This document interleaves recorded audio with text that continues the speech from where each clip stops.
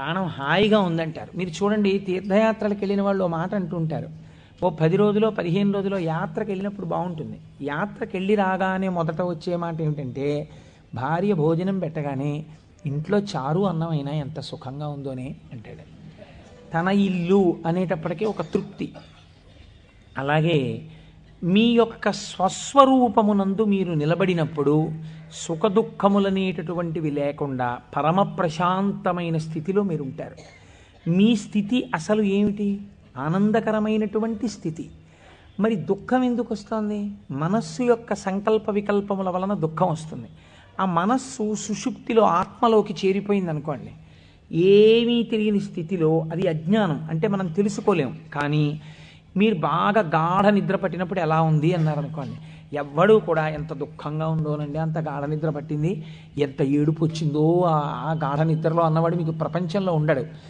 ఎంత హాయిగా నిద్ర పట్టిందో అంటాడు. ఏమిటా హాయి? మనస్సు లేకపోవడమే హాయి. మనస్సు ఆత్మలోకి వెళ్ళిపోయింది. అలా వెళ్ళిపోయి ఆత్మగా ఉండిపోతే ఎంత సంతోషమో, ఎంత హాయో, ఎంత ఆనందమో. ఈ బాహ్యమును గురించినటువంటి ఎరుక అంతా ఆగిపోతుంది.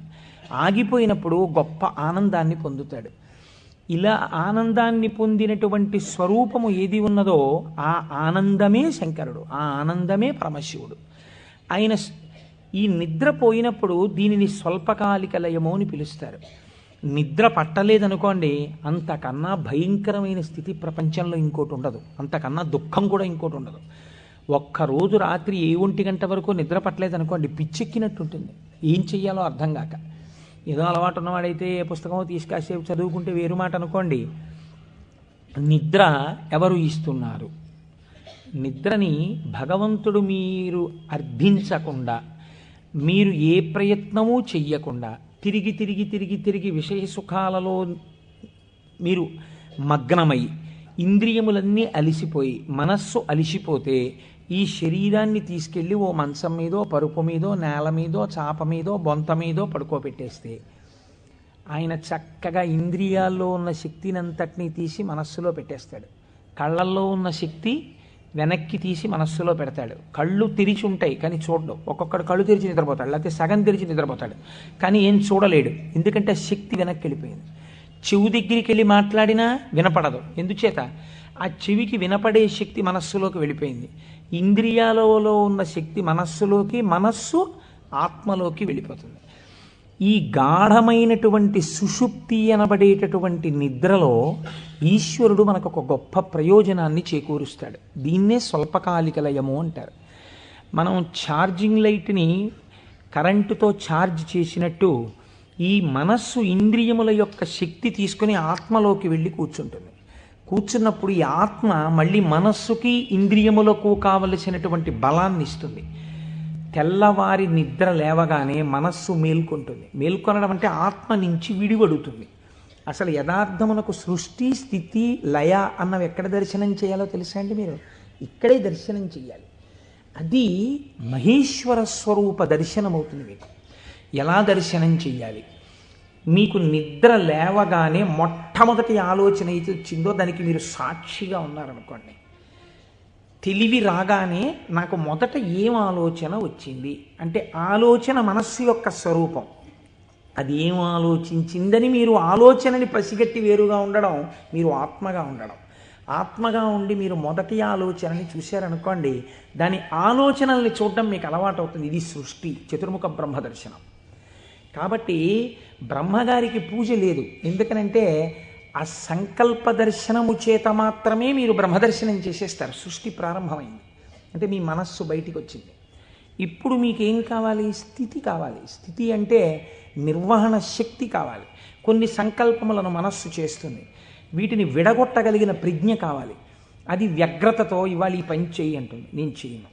నీకేం, నీ సొమ్మేం పోయింది నువ్వు చెప్తావు, కానీ మూట కట్టుకొని అనుభవించవలసిన వాడిని నేను చేయను అని మనస్సుకు ఎదురు తిరిగి చెప్పి, ఈ మాట చెప్పావు చాలా బాగుంది, ఇది చేస్తాను అని మనసు చెప్పినవి కొన్ని అంగీకరించగలగాలి. ఇలా చెయ్యడానికి మీకు సమర్థత కావాలి. ఇది నిర్వహణ సమర్థత. అడ్మినిస్ట్రేటివ్ ఎబిలిటీస్ అంటారు చూసారా? ఒక కుర్చీలో కూర్చుంటే ఆయన ఆఫీసర్ గారు, ఆ కుర్చీకి ఒక శక్తి ఉంటుంది. ఆ శక్తిని పొంది ఉన్నవాడు స్థితికారకుడు. స్త్రీగా చెప్తే నారాయణి అమ్మవారు, పురుషుడిగా చెప్తే శ్రీ మహావిష్ణువు. ఆయన స్థితికారుడు. కాబట్టి మీరు ప్రాతకాలమునందు తప్పకుండా విష్ణునామం చెప్పాలి. మీరు పూజామందిరంలోకి వెళ్ళి కూర్చోగానే విష్ణునామంతో ప్రార్థన ప్రారంభం కావాలి. అందుకే ఓం కేశవాయ స్వాహ, ఓం నారాయణాయ స్వాహ, ఓం మాధవాయ స్వాహ, గోవింద విష్ణు మధుసూదన త్రివిక్రమ వామన శ్రీధర హృషికేశ పద్మనాభ దామోదర సంకర్షణ అని ఒకవేళ మనకి సరిగ్గా చెప్పడం చేత కాదేమో అని ఋషులు నిర్ణయించేశారు. అసలు పూజ ప్రారంభమే ఆచమనంతో, ఆచమనం విష్ణునామాలతో. ఆ విష్ణువు యొక్క శక్తి మీ యందు ప్రసరిస్తే మీకు సాయంకాలం వరకు ఆ ప్రజ్ఞ అలా వెడుతుంది. ఎందుకంటే జాగృతిలో ఉన్నప్పుడే మీరు ఇంద్రియాలని మనస్సుని ఈశ్వర స్వాధీనం చెయ్యాలి. దీనికి కావలసిన ప్రజ్ఞ, మీ ఆలోచనల్ని చక్కదిద్దుకోగలిగిన ప్రజ్ఞ మీ యందు ప్రసరిస్తుంది. కాబట్టి విష్ణు పూజతో రోజు ప్రారంభం కావాలి, విష్ణునామంతో ప్రారంభం కావాలి. తరువాత మీరు అభిషేకం చేసుకోవచ్చు, శివార్చన చేయవచ్చు. నేను అలా చెయ్యవద్దని నేను చెప్పట్లేదు. విష్ణునామంతో ప్రారంభించాలి. మనకి భగవంతుడు ఒక్కడే, కానీ మనకి ప్రయోజనం చేకూర్చడానికి అన్ని రూపాల్ని పొందాడు. రాత్రి నిద్రపోయే ముందు శాస్త్రం అంది 11 మార్లు. ఇంకా నువ్వు నామని చెప్పేసిన తర్వాత ఇక మాట్లాడకూడదు. 11 మాటలు శివ శివ శివ శివ శివ శివ శివ అని 11 మాటలు అనుకుని విశ్రాంతి స్థానమునకు శరీరమును చేర్చేయాలి. ఇక పడుకున్న తర్వాత ఇక మాట్లాడడం. ఇప్పుడు ఈ శివానుగ్రహం స్వల్పకాలిక లయం. సృష్టిని దర్శనం చేశాడు, స్థితికారకుణ్ణి ప్రార్థన చేశాడు. ఈ రోజు చేసినటువంటి పనులన్నీ మంచి పనులైతే నిద్రలో నీకు సాత్వికమైనటువంటి ఆలోచనలు వస్తాయి. సాత్వికమైన ఆలోచనలతో, చిత్తశాంతితో, భయానకమైన కలలు రాకుండా హాయిగా నిద్రపుచ్చగలిగినటువంటి స్వరూపము స్వల్పకాలిక లయమైనటువంటి పరమశివ స్వరూపము. శివనామం చెప్పి నిద్రపోతే నిద్రా సమాధి స్థితి, అది సమాధి స్థితి అవుతుంది. మళ్ళీ లేచాడు, మళ్ళీ సృష్టికర్త దర్శనం చేస్తాడు. తొలితలంపు ఏది వస్తోందో దాన్ని మీరు ఈశ్వరుడి వైపుకి తిప్పడం అలవాటు చేయాలి మనస్సుకి ప్రయత్నపూర్వకంగా. ఫస్ట్ డిక్టం లోపల నుంచి ఏం రావాలో తెలుసా అండి, అది మీరు అలవాటు చేయాలి. అప్పుడు మీరు ఒక రోజుని, కాలమునందు ఒక రోజు అనబడేటటువంటి విభాగమును మహేశ్వరుడిగా మారుస్తున్నారు మీరు. ఇది మహేశ్వరార్చనము. ఒక రోజు మహేశ్వరుడైంది, మీరు ఆ మహేశ్వరార్చన చేత మీరు మహేశ్వరుడైనారు.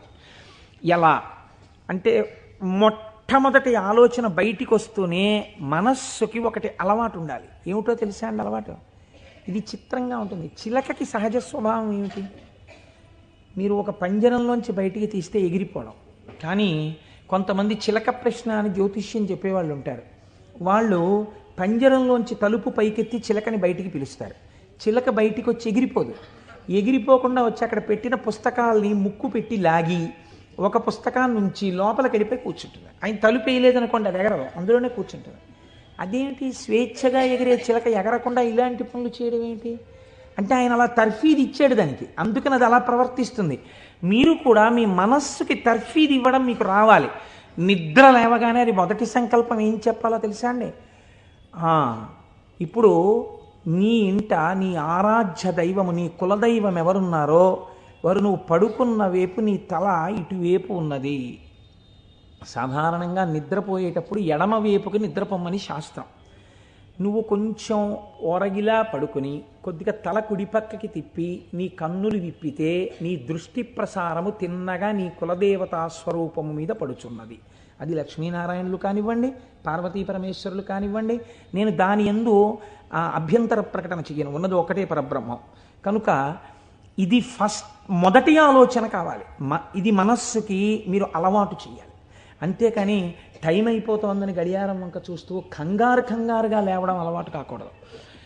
మీ తల తిప్పి మీ కళ్ళు విప్పితే మీ మొట్టమొదటి దృష్టి ఇలా చెదురుతూ బాగా నిద్రపోయినటువంటి కనులలోంచి జరిగిన మొదటి కిరణ ప్రసారము పరమేశ్వర మూర్తి మీద పడడము చేత పరావర్తనము చెంది ఆ పార్వతీ పరమేశ్వర లేక లక్ష్మీనారాయణ దర్శనము ఇక్కడ జరిగి ఈ కంటితో చూసి లేచిన తర్వాత కాలు పెట్టే ముందు మనస్సు మళ్ళీ సముద్రవసనే దేవి పర్వత స్తనమండలే అని ఒక శ్లోకం చెప్పి కిందకి దిగగానే గురువుగారు మీరు నాకు ఉపదేశం చేశారు